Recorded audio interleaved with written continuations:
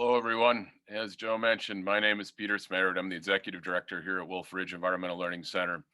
And welcome to another in our series of events focused on a bit of celebration, that being that this is our 50th year we're about to conclude. And in September of 2021, we'll mark that exact date where 50 years ago, Wolfridge Environmental Learning Center opened, actually as the Environmental Learning Center up in Isabella, Minnesota. And so this series is really focused that way. And that this is a particularly, to me, a little bit of an emotional and auspicious event in that series. And it is that this week that Wolfridge reopened to our regular overnight programs and participants, that we had this week, a class on bird banding with adults from all over the country, and that they were learning about birds as we will today.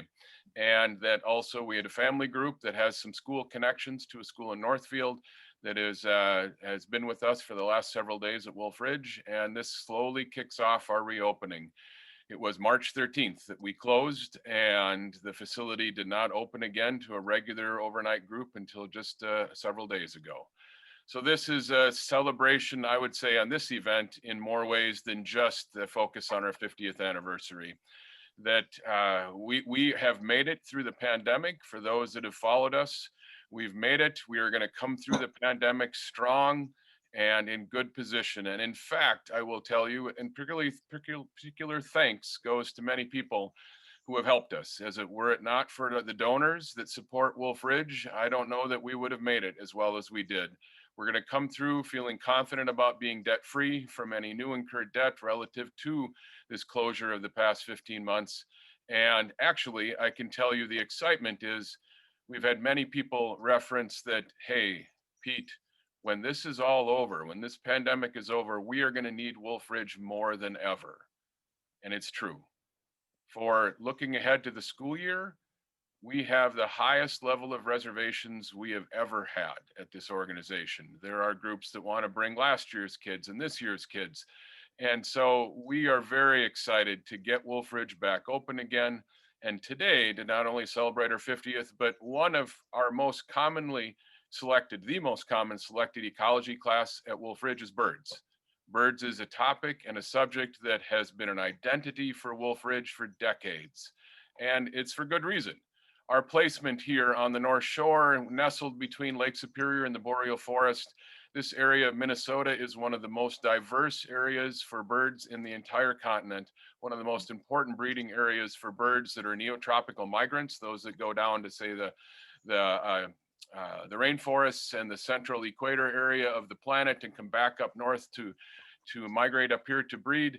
And that Wolfridge has used the integration of science and research, authentic learning through actual science done with scientists who are joining us today. Some of those are Wolfridge scientists and naturalists, Peter Harris and Lori Walewski, who I feel fortunate to be able to include today, Danielle from the Institute for Bird Populations and Dave from the U.S. Forest Service, who have been critical partners for Wolfridge as we engage in this. And so with that, I am going to pass it off now to Peter Harris, who leads our science and research efforts and our bird banding efforts, has done so for years at our forest ecology building down at Wolfridge. It looks like he has Dave, and I bet Danielle is off checking.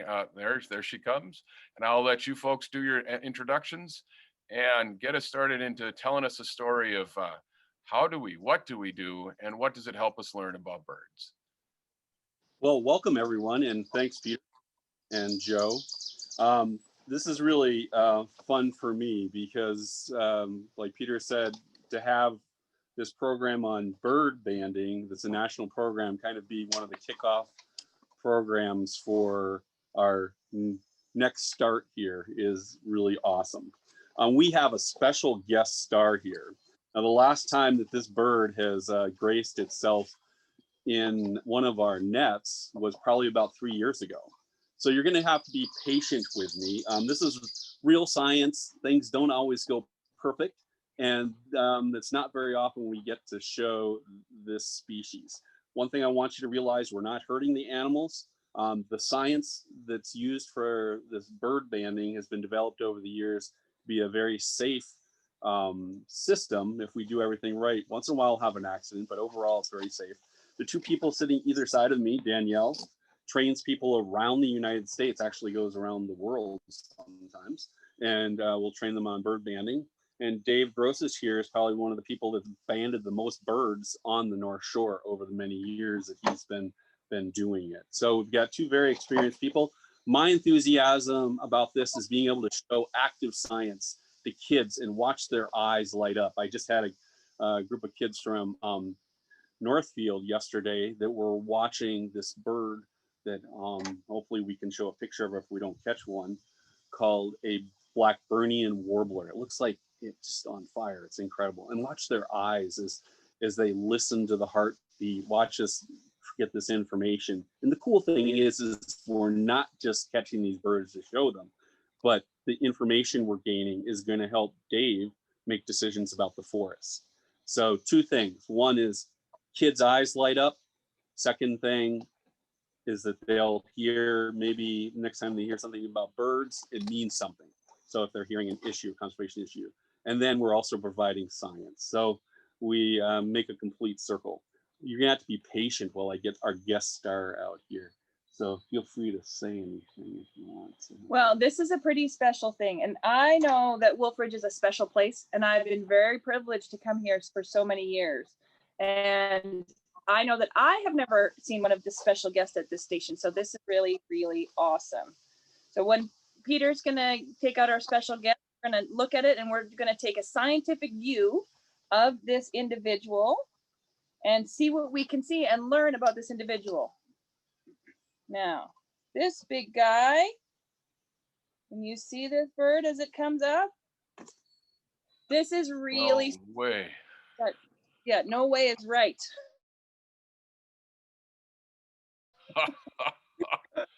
Sorry, So- I just had to give an explanation. Look, everyone, this is quite a moment. It is. Real science in action, you know.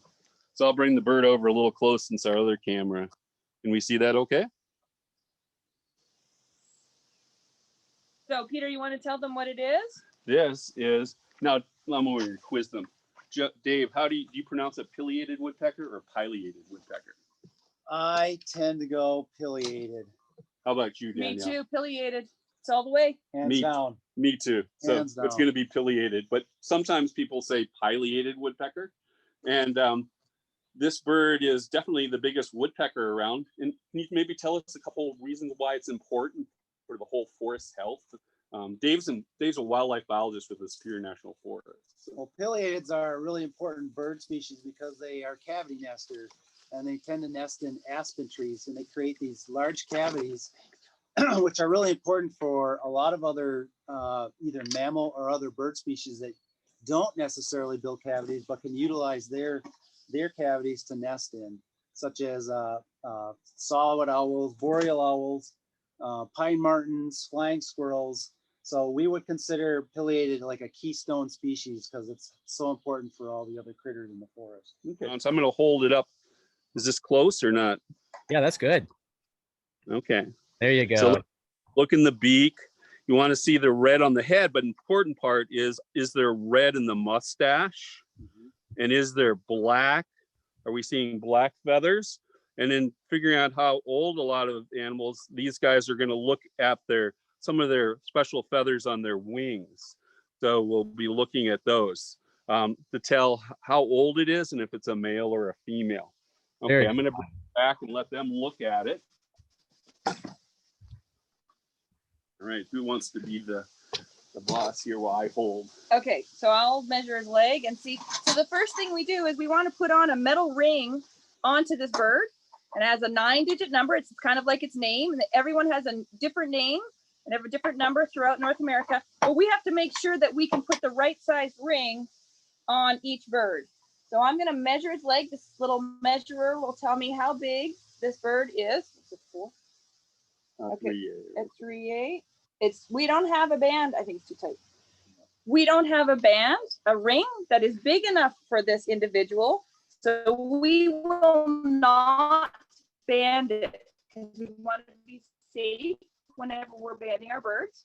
And so things this big, they all have a different size band. But today we won't be able to band this one, but we can still look at it and What would learn people something. do if they found a bird with a band? So a live bird.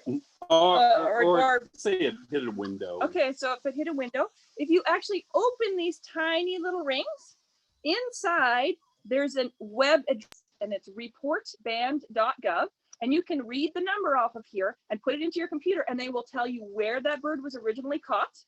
They'll tell you how old that bird is, what kind it is if you don't know what it is.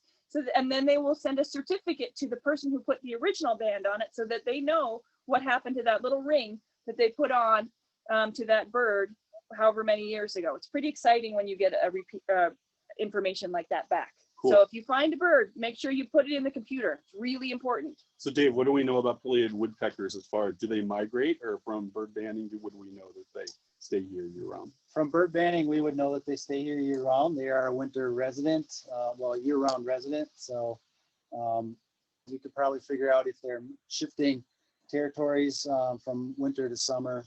But yeah. Okay. Well, let's figure out if it's a male or a female, and how old it is. Well, normally when you look at this individual, you see that it has, I don't know what you could see in your picture, but we can see that it has some brown feathers and some black feathers. And when a bird is in a nest, it doesn't have time to put on great feathers. So sometimes they're duller or less good quality than adults. And this one has a lot of brown feathers. That might show up. And I'll try to show this. And would you call this a molt limit? No, I would say it's active molt, because that bird is actively changing its feathers. And you can see some of the feathers are brown. I hope you can see that some of the feathers are brown, and the new ones coming in are black. They're brand new, and they're much better quality, so that that bird can handle spending the time over the winter here in the Minnesota winters. And it sits in the sun, and those feathers get faded. So it needs some that are nice and strong. So Dave, can you come up and show some feathers that are point to them that are coming in?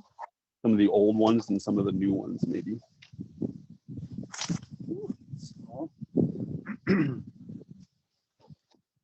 So this would be an old feather. It's all brown. And then this one, these two right here, you can see that they're shorter. Mhm. And they actually have a sheath here. It's right there. You can see that. That's where the feather is growing out. So these feathers are not fully growing yet. Once they're fully growing, they'll be about the same length and much darker, not much So lighter. birds don't lose all their feathers at the same time. Well, some birds do, but a lot of birds do not. Okay. And do they come in a specific order?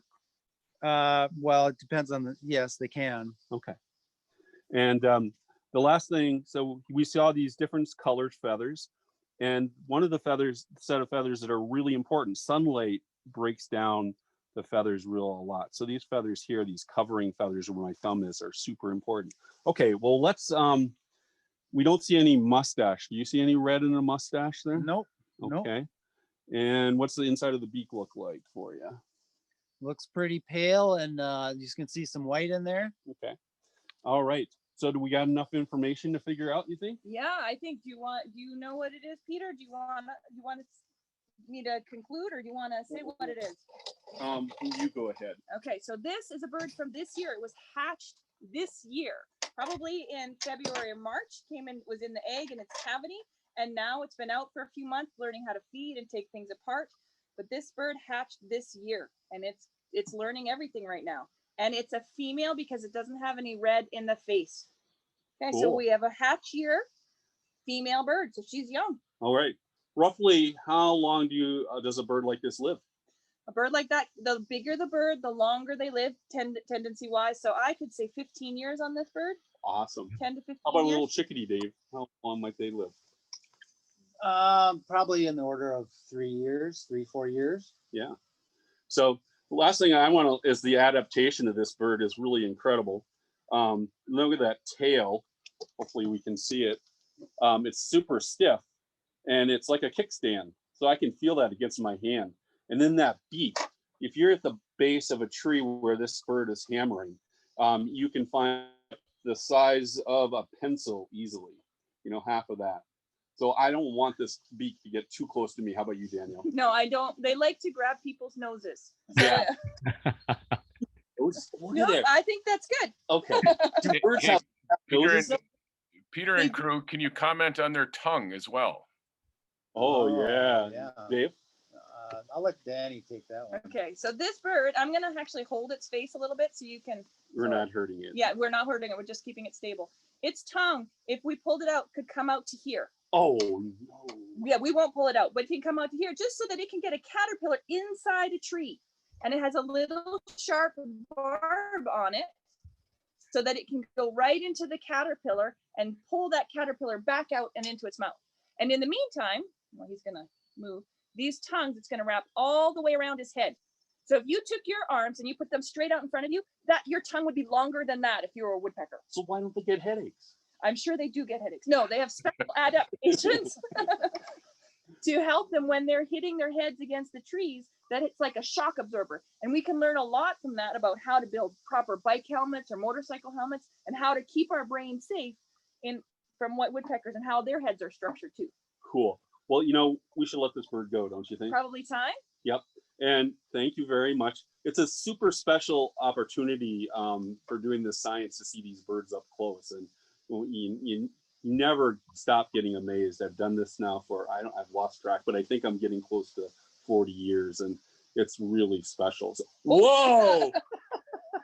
Did you guys see that? The tongue came out, tried to lick Peter in the face. I've never seen that. Okay. Well, here we go. The pileated woodpecker, amazing. Absolutely. And Very cool. you live long and prosper. All right. Okay. Here we go. We're gonna let it fly. We want to be away from the window. You see that flying off into the woods? So Very nice. Can I ask? Does we can take a walk over to see how we catch them if you like, or if you want to move on to somewhere else, just let us know. I'd love it if you were able to show us the net real quick. So grab one of those phones that's going to work and show us. Yeah, I'll grab the phone here and you'll get to see the woods. It's nice that we can be able to do this. So we're actually banding out of this building here, which is a neat building. It has some special qualities to it. It serves well as a remote campus. And we're going to go up here towards Joe Lutz, who is a bird bander and helps us out. He's one of our volunteers, and he's does some science on his own, studying chickadees. That's quite amazing. So as we go into the forest here, this woodpecker is really a forested bird. And so we put the net in an area where you might expect to see it. I'm going towards the net and it's super fine. It's pretty hard to see. Got Joe down at the one end. And can you see that at all, Joe, or does it look clear? It looks perfectly clear, but I did pull where you started there. So I know that you're at the beginning of it. There it is. Yeah. So a bird flies in and it gets down like this. It's like kind of going into a trampoline. And then we get trained to take the bird out. So bird banding is a form of citizen science. It dates back to the early 1900s. People were trying to figure out how do birds migrate? Where do they migrate? How long do they live? Some of those basic questions. So this net was taken, the idea of it, from Asia, where people would use the nets to catch birds for food. And we can put them on and they kind of extend. You can see the top of this pole here, up about 10 feet. So the students that were here were learning skills in catching the birds, how to do it safely, and then identifying it as far as age and sex. We're gonna kind of head back here, but right now, so Peter probably isn't super excited about this, but us birders are kind of excited.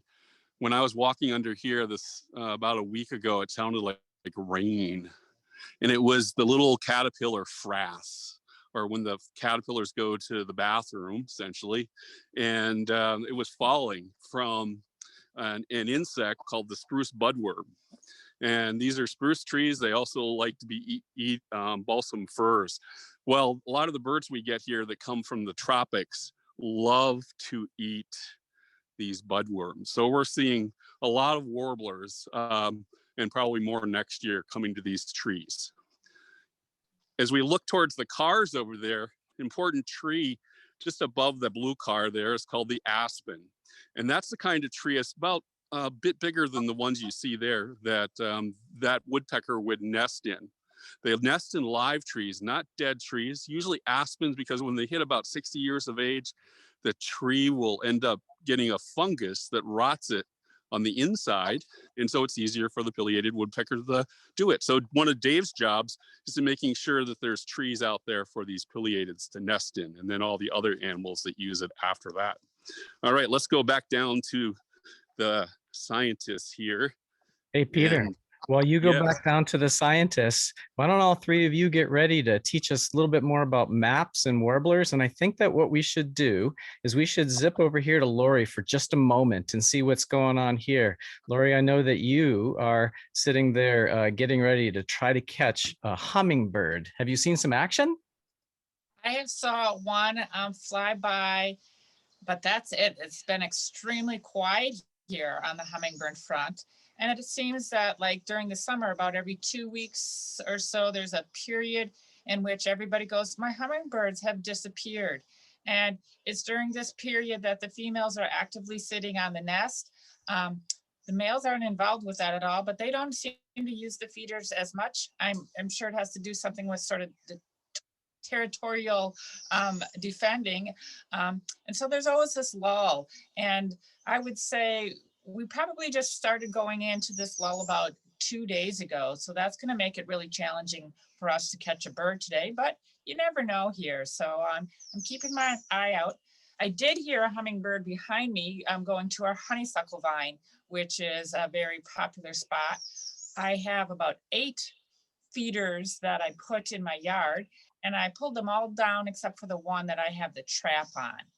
And I'll see if I can take a moment here and show you how I'm catching my birds. You can catch hummingbirds in a mesh net, just like you would the other warblers that and woodpeckers that Peter just caught for us. And let me see if I can do this here for you. So we've got a variety of computers here we're working with and trying to show lots of different images. So I'm going to add that spotlight there. Hopefully you can see that in the distance there is a feeder that's hanging inside of sort of a net covering there. We call this a bonnet trap, and I'm holding a string that is attached to this, and really it's sort of like fishing in a way. I'm waiting for a bird to come into the feeder, and I like to use the ones that have a perch because that gives me a little extra help. Because of their speed, I need all the help I can get. And we've learned a little bit. So they come in, they perch, they drink, they pull their beak back out, and as they go in for that second sip is when I want to drop the net, like so. And then hopefully I was a little bit faster than the bird, and we have caught the hummingbird in the trap there. So there's quite a few different styles of nets that are used. I'm going to go back to the other camera here. Like I said, this is a common one, and it works really well here in northern Minnesota, where we don't have as many hummingbirds as others might have. Hey, Lori, I think I'm going to show some slides here just a little bit to elaborate on some of the stories that you were sharing with us. And so this was just a couple nights ago when we were here catching some hummingbirds. I was sitting in a different spot and I was able to take a picture. You can see that there's a hummingbird on that one woman's hand right there after they had caught it. So there was quite a bit of activity then, but it seems to be a lull right now, doesn't it? Yes, sir, it does. Like I said, it was just the last couple of days. I feel like we've gone into this lull here. We did manage to catch 6 hummingbirds on that evening. And, you know, one of the common things people are always asking is, well, how many hummingbirds are out there? How many do I have in my yard? You know, and so we asked people to sort of count up how many hummingbirds they think they see. And, well, initially, I heard that you multiply that number from anywhere between 3 and 6. So let's say you thought you had maybe, we'll say 6 individuals visiting your feeders. Well, so at the low end, you would have had 18. At the high end, you would have had 36. So one year, I was pretty excited. By July 1st, I had 44 individual hummingbirds in the yard that I had banded. And I also knew I had at least one male and one female that weren't banded, because I have a window feeder and I could see that they did not have a band. So I was pretty impressed by that. Well, more recently, we were banding, and by July 1st, I had individuals of 72 hummingbirds in my yard, which I would have never guessed. And I thought maybe I was seeing 8 hummingbirds. Well, even if I take, 6 times 8, that's what, 48 there. I had way more than that. Well, in a recent book by David Sibley, he said, take the number you think you're seeing and multiply by 10. So I think that number seems much more accurate for the number of birds that I've been catching in my yard. And I certainly, without banding, would have never realized that my yard was supporting so many birds. Excellent. So I'm going to show just a few other pictures. So Lori, tell us just a little bit about this one, and then we'll move on to the next slide. Okay, so here in the eastern half of the United States, there's only one species of hummingbird that breeds and nests, and that's the ruby-throated hummingbird. And if you're looking at this bird, you'll see that its throat is, well, not ruby-throated, it's just white. And that's the female. And we're used to realizing the females, they tend to have the duller plumage out of birds because they need to be more camouflaged with their nesting activities. You can also notice on it. Oh, you want me to go back to the other one? Jump back, I think, a little bit. Got it. Another thing you can notice is if you look at the beak there, it looks pretty smooth and shiny looking right now. And that's an indication to me that's an adult bird. Also, I have other clues. I happen to know the young haven't hatched out yet here in northern Minnesota at this time of year. But the birds, when they hatch out, will have scratches that run vertically along their beak. And that will be a way to tell the young birds that look like the females from the adult females is looking for the grooves on the beak. And you can sort of see from that shine there that is a smooth beak. Cool. Let's take about 30 more seconds here, and then we're going to go back to our bird banders at Wolfridge. All right. Here we have a beautiful example of the male ruby-throated hummingbird, and you can see that beautiful iridescence there. That serves 2 purposes. One, it is to attract the females, and also it is to deter other males from approaching into their territory. And so at times you can look at it, depending on the lighting and the angle that you're at, you might see that vibrant red, or you might see orange or black or even purple emerge from their throats. But we have ruby-throated hummingbirds here in Minnesota. Awesome. Well, all right, you bird banders, did you catch anything yet? We did. Yes, that's what I was hoping for. A little pause and we got something. So you disconnected. Okay. Well, Pete Smerud, seems like our technology is struggling just a little bit, isn't it? Well, the challenges of doing this out in the woods. We don't know, for everyone to know, as the birds are pulled from the net, then to keep them safe, they're put in a little small cloth bag. And so there's nothing that can harm them as they're waiting for the banders to then take them out and be able to then handle them safely. So that's what we see Peter holding right now. We've lost him completely. I'm going to let you, Pete Smerud, let him back in when it seems like he comes back. And I just want to share a little story about banding of peregrine falcons on the North Shore. Wolfridge has been doing songbird banding for a very, very long time, but we've also been fortunate to be able to serve with the peregrine falcon banding and the monitoring with other folks. And I just wanted to share just a little bit of that story, though I'm not going to be able to hold a peregrine falcon and show that to you, that at times Peter Smerud, Lori, and Peter Harris and I have all been able to serve that team. This is what a peregrine falcon looks like up close when it's angry at you because you're sitting near its nesting site. Peregrine falcons haven't always been on the North Shore. In the 80s and before that, because of DDT, that their populations were very low. In fact, before 1981, they were extirpated from this area, effectively extinct from the Midwest. And you can see that the population has increased over time. And that was in part because people were releasing peregrine falcons in an organized fashion to be able to bring that population back. And it was that project that folks at Wolfridge were able to serve. We didn't serve it as the banders. We served it as the rock climbers, helping to get the chicks from the nest.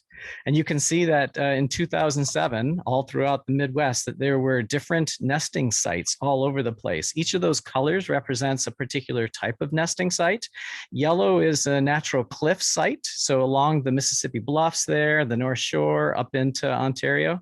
But then the red, blue, and black represent different man-made structures. Blue is bridges, red is buildings, and actually the black is the edges of smokestacks. Seriously, that's where they're nesting now, all over the place. You can see that nowadays, the cliff sites, the natural nesting sites, less than a quarter of their choices. There's lots of different places for them to nest now.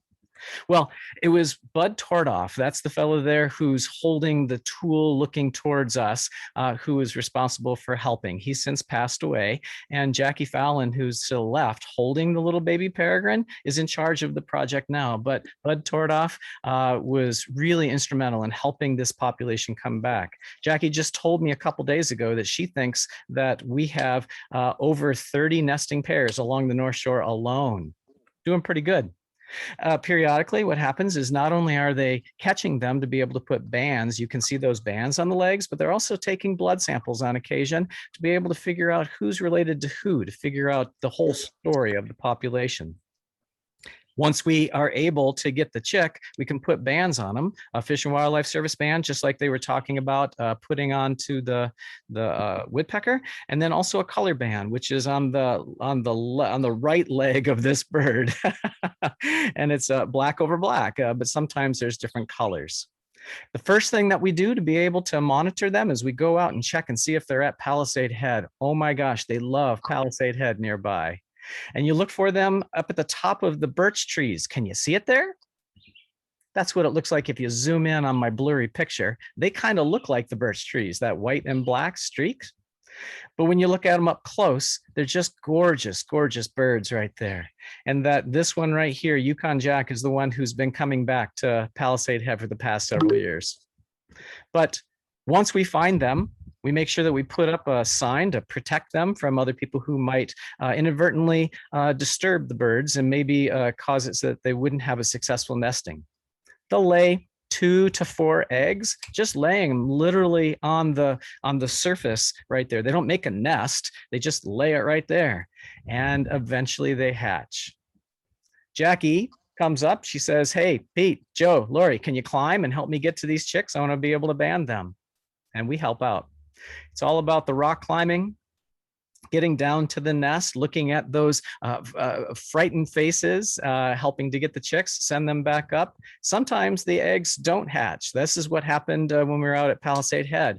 One of the eggs hatched and the other 3 didn't. That just happens. But we end up weighing them, figuring out how they're doing, if they're healthy. I love that picture.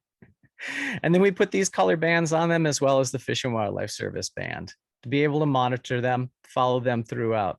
And they're doing really well on the shore. Like I said, over 30 pairs. So Pete, you were paying attention to the chat. You answered one question. I wonder if there are other questions that we can attend to. Joe, I'll ask one to you right now, and then I'm going to go to Lori in a minute. And Joe, Catherine Nelson Peterson asks if they ever found lead in the blood of the peregrine falcons. And we know that DDT is something that can bioaccumulate. Maybe you can explain that to Joe, and then Joe, you can explain that and then comment on the lead. Sure. So the DDT is one example, is a pesticide that was sprayed around North America to rid crops of pests, right? And we all have a sense of that. And this particular one, when it got into the insect, it would kill it. The insects would get eaten by small birds. The small birds would get eaten by peregrine falcons. The peregrine falcons would continually build up that DDT in their bloodstream, and that ended up making the eggshells very, very thin. And so they weren't able to sit on those eggshells without cracking them. Well, I know that lead is in the bodies of bald eagles. I'm sure that it's in the bodies also of peregrine falcons. And so I'm sure that it's accumulated in there. I don't have specific information on the peregrine falcons, but I suspect that it's in everything around here now, us included, right? Yeah, But hey, I do know, Joe, that especially in the peregrine falcons that are like over Lake Superior and places like that, the more prevalent you are to be eating ducks or waterfowl species, the more likely that peregrine falcon will have bioaccumulated lead in the body, not affecting the egg like the DDT, but can affect the health of the bird. And again, it just depends a little bit on what you're eating. The more waterfowl you eat, the more likely that you're picking up some lead accumulation like a bald eagle might. I can answer one more question. Do the banders, Odin asked, do the banders ever get attacked by the falcons? And the answer is very rarely, but occasionally you get a really angry, very aggressive peregrine falcon bird. We have been hit in the rear end, in the helmet. We've had the falcons come up really close and threaten us. Like the pictures you saw, that it can get a little scary at times. And yet we have personally never been attacked, but we hear stories of birds that are on bridges or in buildings where they're a little bit more, maybe more accustomed to humans, that have attacked, and the people, the banders then, or the climbers, have to wear special safety gear to protect from that. Joe, any more comments about that? It happens. When I was out at Palisade Head, I tell you, I thought I was going to get ripped apart.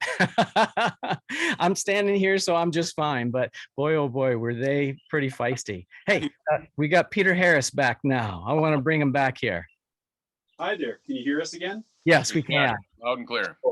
I think we had the sun come out, and for some reason it didn't work out, but we got one camera going. So I wanted to bring this bird up close. Let me know when you can see it well. I can see it sort of. We get a sense of the shape and the colors in it, but it's not any more clear than that. Okay. Well, this is a spectacular bird, which I wish I could show better, but the name of this bird is the Magnolia Warbler. I think partly because of association with the plant, kind of looks a little like that. So bring it over here, and I'm gonna you want to hold up the data sheet that we use, Dave? You guys see the data sheet? Well, it must be a big piece of paper with lots of information on it. It is. It takes a lot of time to record things there, in the summertime. So we're recording a lot. And Danielle, what did you come up with? This was a bird that already had a band on it, right? It already had a band on it. And so we've caught it before, and we could catch a lot of recaptures here in good habitat. And this, we decided, was an after second year male. So we know it was not hatched this year. It did not hatch last year. It hatched some previous time before that. And he has such dark, beautiful plumage. He's got nice colors on the edges of his feathers. And he's got that gorgeous, gorgeous mask on his face and a really, really dark back. This is a neotropical migrant, which does neotropical mean Central America, essentially? Yeah, some of them can go all the way to South America, but usually Central America. Sure. So I'm going to ask the two of these people about why neotropical migrants are important for your organization and what it's called. And then we'll finish up with Dave. I'm going to let this bird go. It's like, I'm ready to go back to my nesting site. And did you know the thing that always amazes me? What amazes you, Peter? This bird, once it's decided the nest area, it comes back to the very same spot we found. Is that found all over the United States? It is, but usually the breeding places, they go to wherever they are, they fly thousands of miles and they come back. And the better the habitat, the more of those birds there are. Awesome. So Wolfridge is a good habitat, huh? And for these guys, 100%, this is a great habitat for Magnolia Warblers. Nice. Well, I'm gonna go let the bird go, and then why don't you tell people about Maps? maps? Okay, so I work for an organization called the Institute for Bird Populations, and we have a program called MAPS, Monitoring Avian Productivity and Survivorship, and it's a series of banding stations all across the United States and Canada. It's a network of cooperators, and this station here, there's a map station here. Dave runs 2 out in his area, a little further inland. And these banders, they follow the same protocol all over the United States. They catch their birds, they take the same data on that nice big piece of paper with all that data, and then they submit it to one central repository so we can look at bird populations across that whole range and see where birds are doing well and where birds are not. Anything else you would like to know, Joe? Well, I have the map with all those little green dots of map stations all over North America. There seem to be a lot. How many are there now? So right now, there have been over 1,300 cooperators and map stations. And currently, usually around every year, we run about 300. And the more consistent and longer running they are, the more valuable that data is because we get a true picture through time. So we have several stations. I think we have several stations, 6 or 7 stations that reached their 25th anniversary this year. Wow. So we have been running for a very long time. And it is that data that is the most valuable. The longer that people can find this, the more likely we are to find changes through time. You got a national organization, and then different groups use that information, right? 100%. So Dave works for the Superior National Forest, and maybe talk about the map stations here and how you use that information. So maybe Joe, you can bring up that one slide that shows where the 5 stations are. You bet. You bet. So we are very in the Arrowhead region. The Superior National Forest is one location in the Arrowhead region, but it makes up a large chunk of it. We have 5 map stations in the Arrowhead region.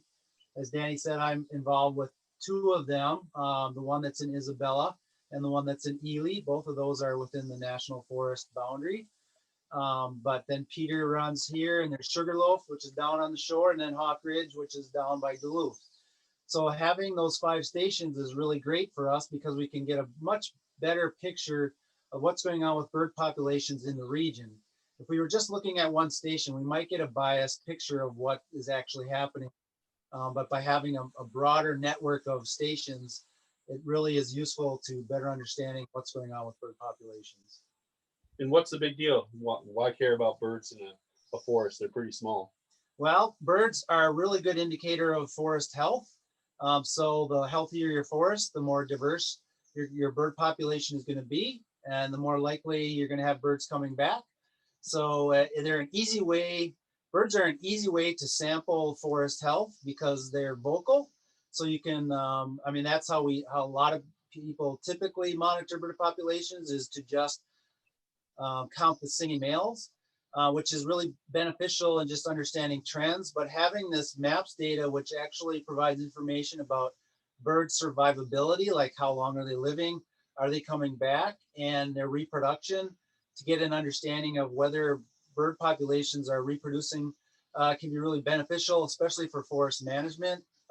If we see that there are bird populations that are just not reproducing very well, it could be that something's going on within the forest that we could potentially manage or manipulate to potentially better some bird populations. And what's one species that's doing well and one that isn't well, according to the MAPS data? Right. So the MAPS data, like I said, I mean, it's a snapshot. But what it seems to be is that Swainson's thrush seems to be a bird that is definitely in jeopardy. At the Isabella station, Swainson's thrushes used to be one of the top birds caught there, and now we rarely catch them. When we look at the reproductive data, and there is a slide that does have the RI value on it, and that, how I calculated that was just looking at the annual average change in reproduction. It's declining every year. At that particular station, we think it's probably a habitat related deal. And that's because spruce budworm tends to feed on balsam fir and spruce trees, and it can actually kill those trees. And we've had a huge outbreak up in that Isabella region, and it actually is working its way this way down towards Wolfridge and up the shore. And once we lost all that habitat, you can really see the swinks and thrush numbers going down. But we have noticed that swinks and thrush numbers have been going down since we started maps, not only since the balsam fir started dying. And the NRI data also supports that the swinks and thrush has been declining for a number of years. So it's likely that there's something else going on with that population, whether it's something on their wintering grounds or their migration stopover areas.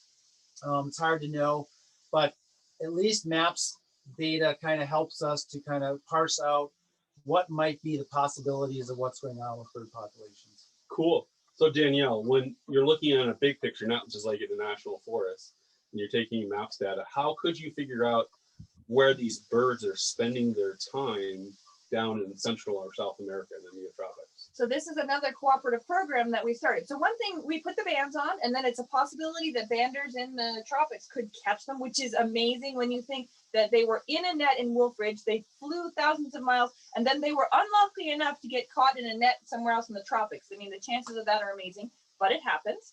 The other thing, there's another cooperative program that we work with, and banders like Peter, we take a small sample, we just take one feather, and in that feather, we can look at the DNA, and you can look at the DNA in that little piece of tissue and look where different populations are.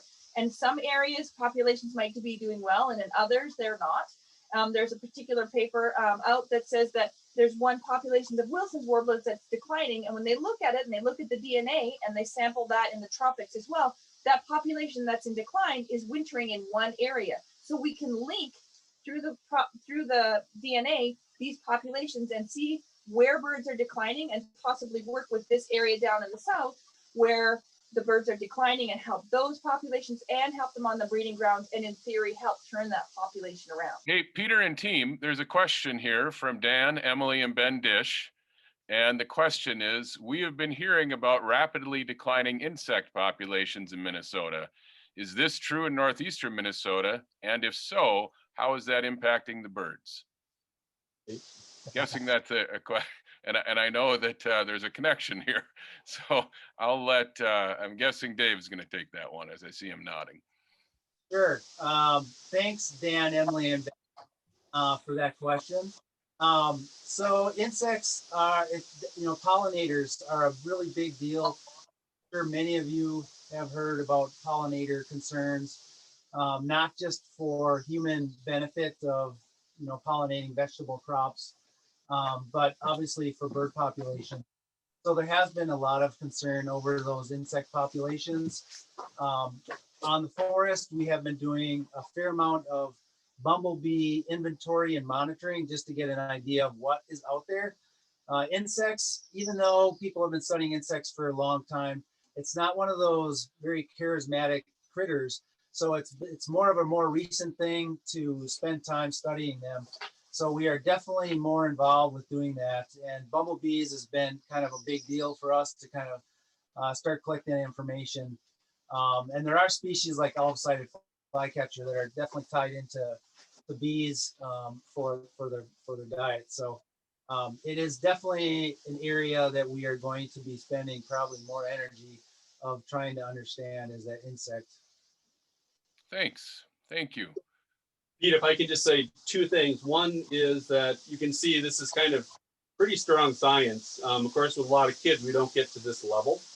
But our association can provide that contact point where the kids can see a pileated woodpecker or a Magnolia Warbler, and their eyes just light up. I get so excited.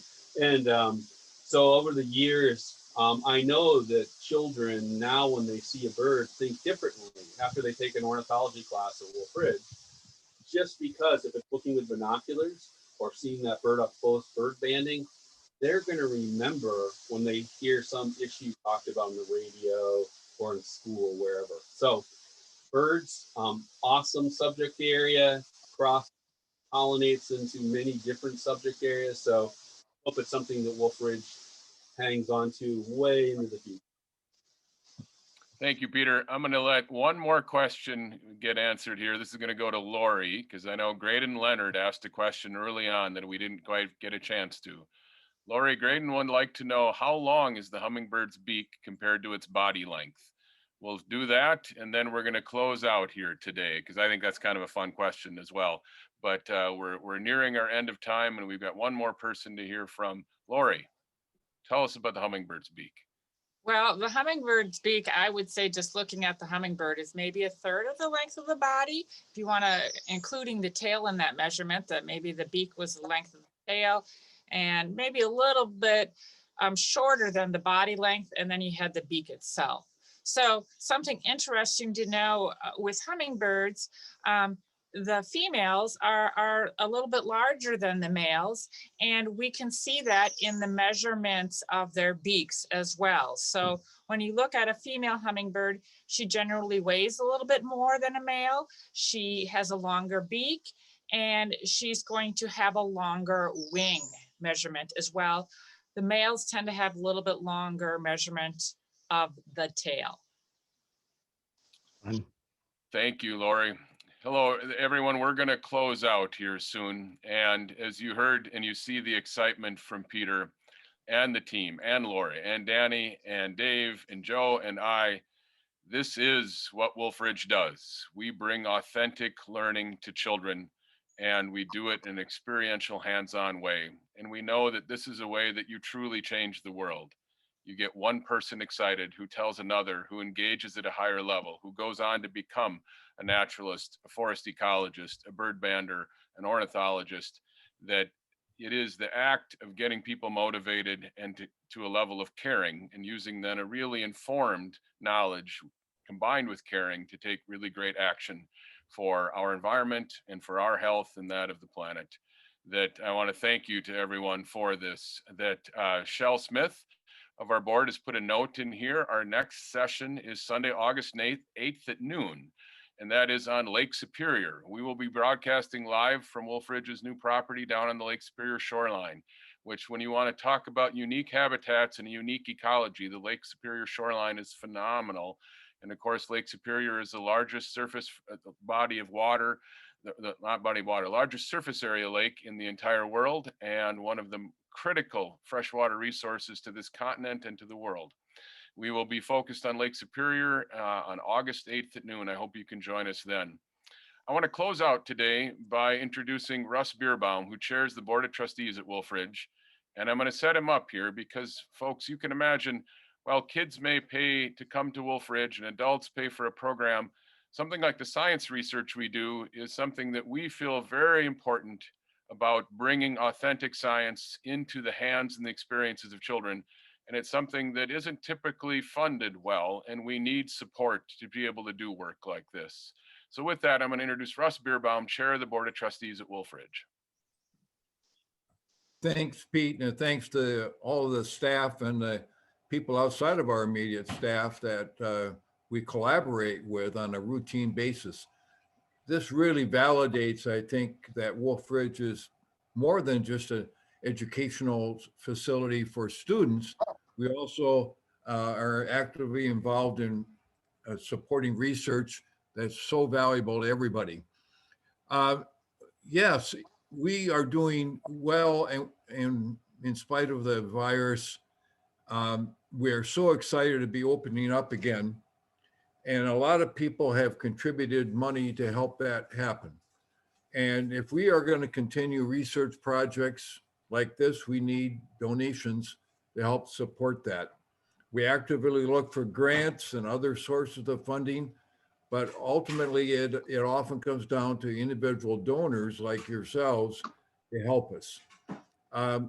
I learned a lot today, and I thought I knew almost everything about Wolfridge, but I didn't know about the long tongue that a pileated woodpecker has. And we have them up, I'm at our cabin up by Park Rapids, and we have them routinely here. So I just need to make sure I stay far enough away from them, which I don't think is going to be a problem. They don't seem to hang around very much. So I want to thank all of you for attending. We look forward to the next Zoom meeting, And this is our 50th year.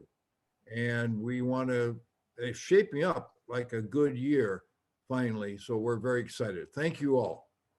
Thank you, Russ. For folks on this call, in the chat is a web link to a page where you can give to Wolfridge, and it's set up specifically for this 50th anniversary speaker series. You see the link that's been posted by Shell, the Wolfridge 50ss.campbraingiving.com. Please consider a donation to support this work we do with science and research and bringing out those authentic learning experiences to children. Thank you so much to the Institute for Bird Populations and Danielle Kaschube from Institute for Bird Populations, who is here with us today, joining Peter and Dave Grosshuech from the U.S. Forest Service down at our Forest Ecology Building. We could not do work like this without trusted partners such as these organizations and particularly these individuals.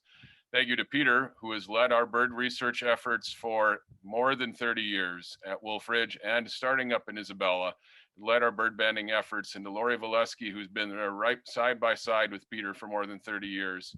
This sort of work continues because of people who care and work hard and put, in this case, their life's work towards making sure that our bird populations, our forests are healthier. Wolfridge is proud to be with those organizations. Thanks to Joe for getting us all started today. Thanks, Russ, for your leadership on the board. We look forward to, if you can join us on August 8th again, where our focus will be on Lake Superior. Thanks, everyone. Have a wonderful day today. Enjoy the beautiful weather.